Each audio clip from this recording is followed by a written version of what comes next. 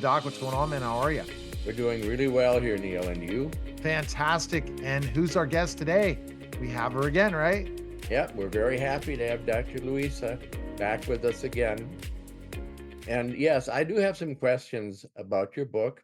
We were talking about very private things in your life, which you've made it public. So what really went through your mind to make that shift from keeping these things private to getting them out? Well, first, I would like to thank you both for having me back in your show. It is an honor, and I was very looking forward to have a sequel to this. Um, Answering that question, well, it's the self-inflicted limitations that I like to speak of. It's the idea that we don't matter, that we are alone, and how much shame will be for us to start opening ourselves and be vulnerable. But really, it is in our strength to show our vulnerability because this is how we help one another. When you open up and you show to the world that you too have gone through trials and tribulations and trauma and abuse, people are going to come back to you and be like, I'm not alone. I am too here to share my story, and somebody else will not judge me, but truly comes and say, I am here. Me too. Count me in, help me out, and I will help you too. And that's what drove me to open up and say, the truth should come out. The truth is like oil, I like to say. It always comes to the top. Oh, Well, it's wow. a brave thing, and I can see why you did it, and it makes perfect sense. Mm. Absolutely. And Doc, I think it's awesome is everyone's story leads to their next journey. And I think that sounds like Dr. Lisa, what she's dealt with first when she was brick and mortar to then becoming virtual, right, Doc? It's so Well, true. It's so much true in that. In 2019, when my former employer closed the practice I used to run, here in San Antonio, closed their doors forever due to financial considerations. I was at a crossroads, whether to go and just get just yet another job, right? Just become employed again, or start something new, start something that it was my opportunity to either start it then or never. And then I noticed how the two inspirations of mine actually are coming together. The desire to help people physically as a physician, to help them regain their health, and then through my story and my journey, to help them spiritually and mentally in their mental wellness journey. So at Telemed MFM, which is really telehealth in maternal fetal medicine or high risk pregnancy, we start with the end in mind, which is the best possible outcome for the pregnancy, the best possible outcome for you and your baby. well, that's one of the things that I fell in love with when I was a student back in 1975.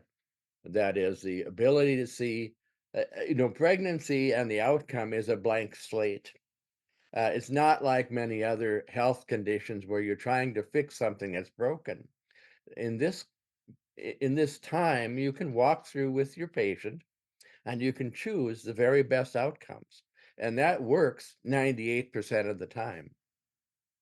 So Yeah, yes, I can see why you like this. yeah, the other 2% of time you just give it to us, right?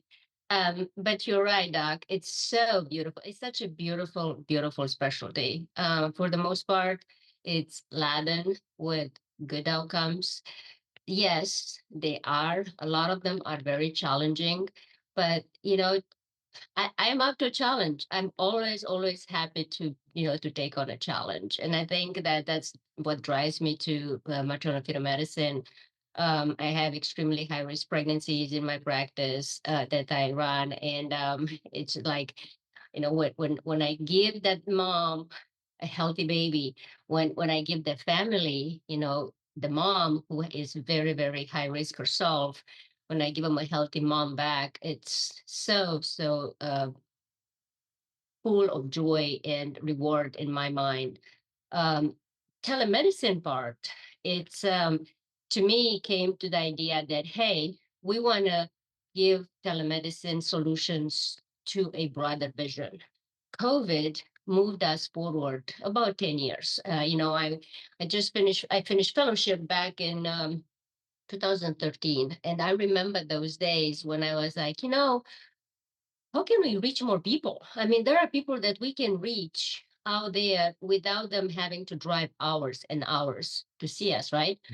Mhm. For a half an hour consultation or an hour consultation. So when COVID hit, we just brought us fast forward 10 years and say, you know what? You guys got to have to do this. So here we are in 2019 having to deal with it. And at the former practice that I used to run, I was the first medical director of both Pediatrics Medical Group and ComHealth that put together a long-lasting telemedicine practice. It was a hybrid practice in maternal-fetal medicine. So I had physicians on the ground. I had a whole cadre of nurse practitioners, and then I also had physicians that would see both outpatients and inpatients in virtually through telehealth. Okay, so then when COVID went away, we continue to do it.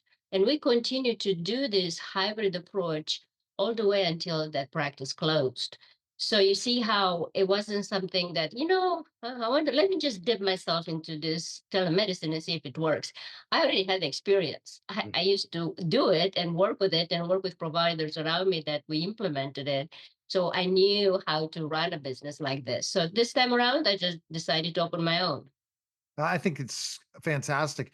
So it's only you see only pregnant women? Correct.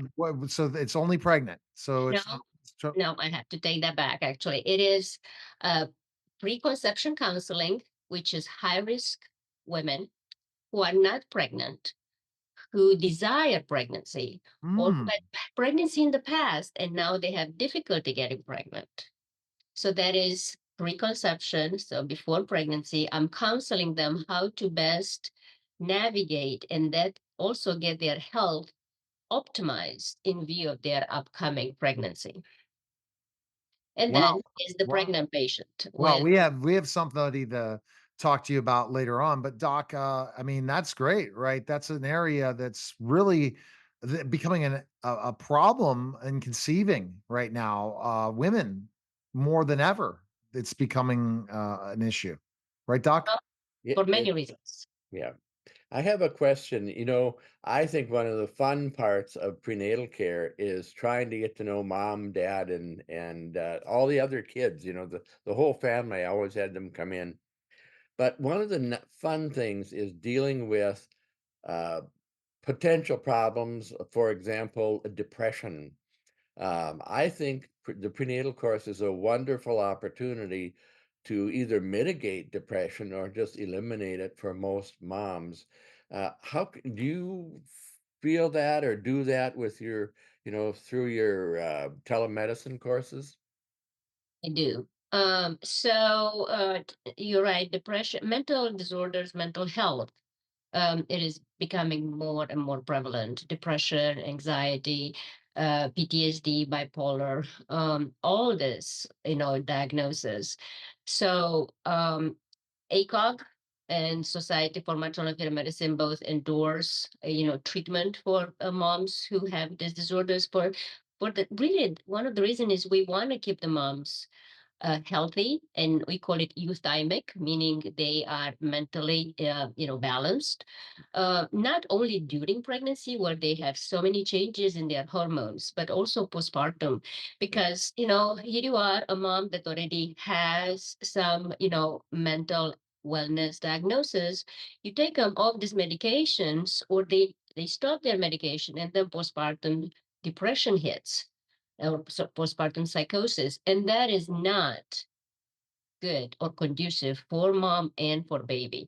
especially, as we move. I mean, we're talking about 40% chance for relapsing in postpartum period in depression and anxiety and psychosis. It's actually a medical emergency. Alan knows about that as well.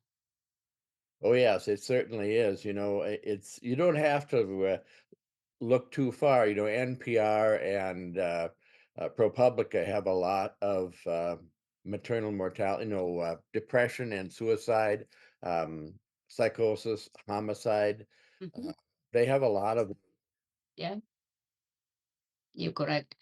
So another thing that my practice does, it's just when you think of maternal fetal medicine and telemedicine in general, really, is that we try to optimize, maternal access to care, also to keep moms close to their family in their local areas, local hospital. Not all moms that are high risk need to be delivered in an urban area.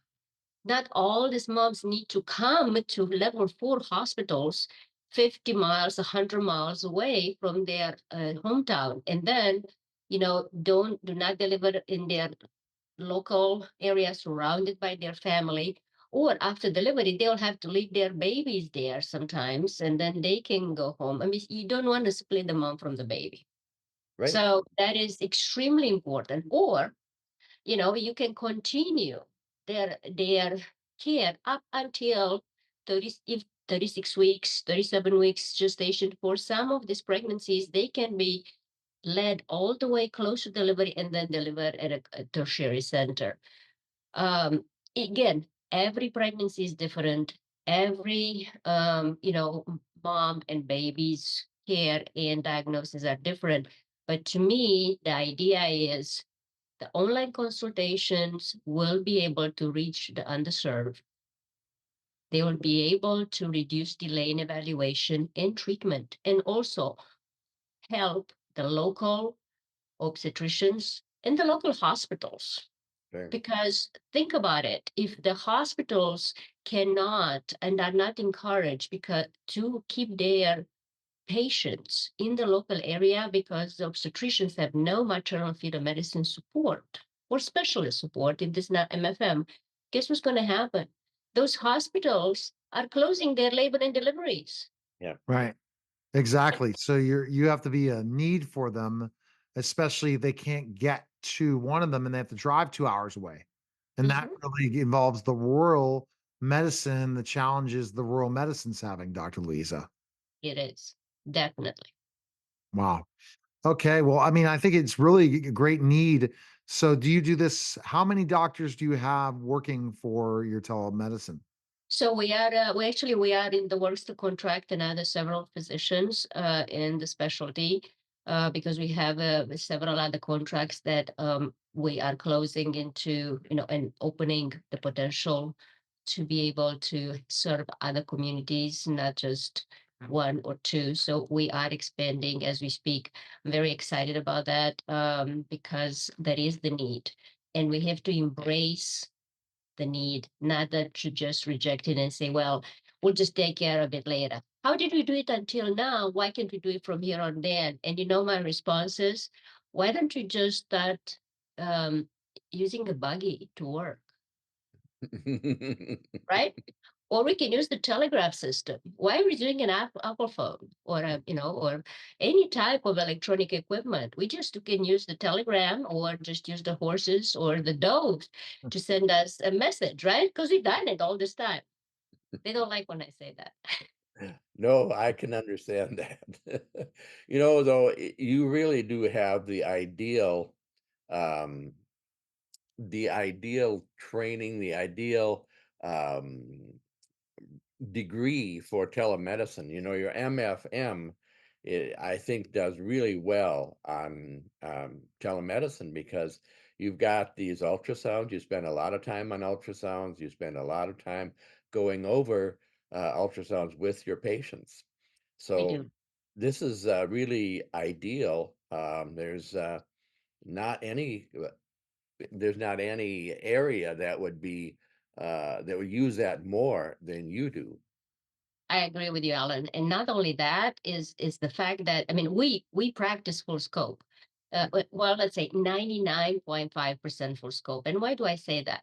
Is the procedures. And really, with this time and age, with all this prenatal screening testing, the rates for CBS and amniocentesis, which are the diagnostics genetics, been going really, really low in frequency, right?